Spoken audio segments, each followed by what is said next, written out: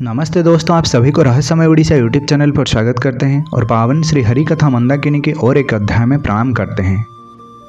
नमस्ते अच्युतानंदम, नमस्ते जगन्नाथाय, नमो जसोवंतानंतम बलरामम, नमो नमः।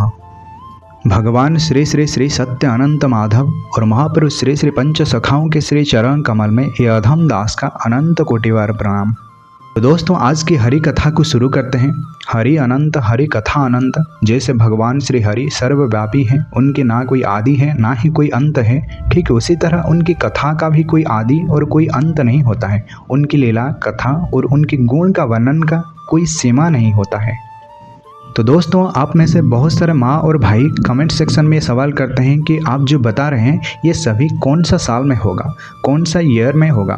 तो आप एग्जैक्ट डेट यानी मसीहा के बारे में जब पूछते हैं, हम आपको इसलिए नहीं बताते हैं क्योंकि ये जो मालिका है, मालिका में सभी चीज़ें ऐसे सीधे सीधे नहीं बताया गया है, वो इनडायरेक्टली बताया गया है, यानी अंक या जिसे हम ठार कहते हैं उसी के माध्यम से बताया गया है।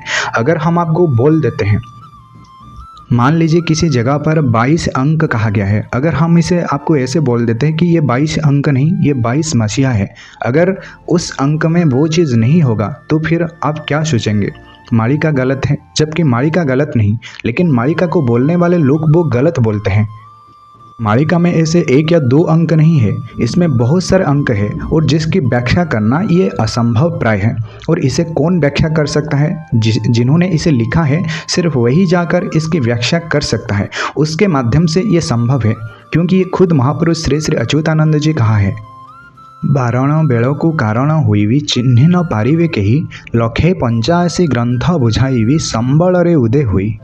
अंतिम समय में महापुरुष श्री श्री अच्युतानंद जी संबल नगर में आविर्भाव होकर 1,85,000 ग्रंथ की व्याख्या करेंगे। ये खुद महापुरुष श्री श्री अच्युतानंद जी ने कहा है। अगर कोई आपके सामने मालिका में लिखी हुई अंक का व्याख्या करता है तो हम ये नहीं कहते हैं कि वो पूरी तरह से गलत है, लेकिन हाँ, भगवान की ये वाणी है, भगवान की दिव्य वाणी है, इसलिए इसे समझाना इतना सहज है नहीं जितना हम सोचते हैं।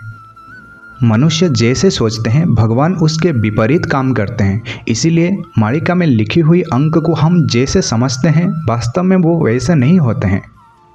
26 अंक इसका मतलब 2024 नहीं है, इसे समझना बहुत जरूरी है। और वो 26 अंक महापुरुष किसके संदर्भ में लिखा है ये समझना बहुत ही डिफिकल्ट बात है।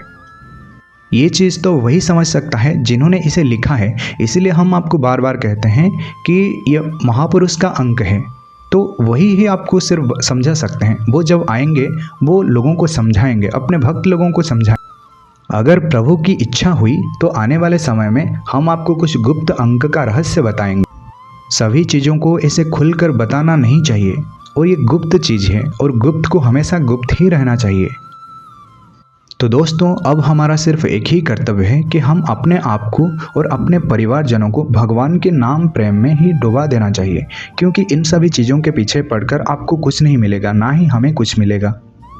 मालिका में जो भी चीज़ लिखा गया है वो भगवान श्री जगन्नाथ जी की दिव्य अमृत वाणी है, यानी वो चीज़ होकर ही रहेगा। तो इसलिए हमें वो चीज़ को समझने की कोई ज़रूरत नहीं, वो तो लिखा हुआ है, वो आज नहीं तो कल होगा। अगर हम उसे जान भी लें तो फिर हम क्या करेंगे? हम होने को तो टाल नहीं सकते, होने को अनहोने में तो बदल नहीं सकते, तो फिर इसके पीछे पड़कर हम अपना समय को क्यों बर्बाद कर रहे हैं? एक सच्चा भक्त का यही लक्षण होता है कि उसे अपनी प्रभु को छोड़कर दुनिया की किसी भी चीज़ दिखाई नहीं देता। और प्रभु को ऐसे ही भक्त प्यारे होते हैं जो इधर उधर ना भटक कर सिर्फ प्रभु के प्रेम में, सिर्फ प्रभु की पाद पद्म में यानी श्री चरण कमल में उनका मन रहता है। महापुरुष श्री श्री अच्युतानंद जी एक मालिका में एक पंक्ति लिखा है, घोर कलिकाल भाव तो आगे कहूछि बुझाई सर्व, रामचंद्र रे कलिकी रूप हुई माधव। महापुरुष श्री श्री अच्युतानंद जी अपना परम शिष्य श्री रामदास जी से कह रहे हैं कि हे राम, जब कलियुग के अंतिम समय में भक्त लोग कली की घोर प्रभाव से तड़पने लगेंगे और व्याकुल होंगे, तो उसी समय माधव ही कल की स्वरूप धारण करेंगे। और आज वही माधव भगवान श्री जगन्नाथ जी सत्य अनंत माधव के रूप में आ चुके हैं। जब हमें ये बात पता चल ही गया है कि भगवान श्री जगन्नाथ जी का मनुष्य स्वरूप आ चुके हैं, भगवान श्री श्री सत्य अनंत माधव के रूप में, तो फिर हमें इन सभी फालतू चीज़ों के पीछे भागने की कोई ज़रूरत नहीं। हम सभी माँ और भाई का सिर्फ एक ही लक्ष्य होना चाहिए कि कैसे भगवान की प्राप्ति करें। तो दोस्तों आज की कथा को यहीं पर समाप्त करते हैं। इससे पहले भगवान श्री श्री सत्य अनंत माधव की दिव्य और पवित्र नाम का उच्चारण करते हैं। राम हरे कृष्ण हरे राम, हरे कृष्ण हरे राम, हरे कृष्ण हरे अनंत माधव हरे। तो दोस्तों हमारा ऑनलाइन सत्संग हर रोज़ 8 बजे होता है, शाम को 8 बजे होता है। अगर आप में से कोई भी माँ और भाई सत्संग में जुड़ना चाहते हैं तो फिर डिस्क्रिप्शन में हम अपना कॉन्टैक्ट नंबर आपके साथ शेयर करते हैं, तो वहाँ आप हमें मैसेज कर सकते हैं व्हाट्सएप में या फिर कॉल करके पूछ सकते हैं। तो दोस्तों आप सभी को जय जगन्नाथ, जय पंचसखा, जय उड़ीसा, जय भारत।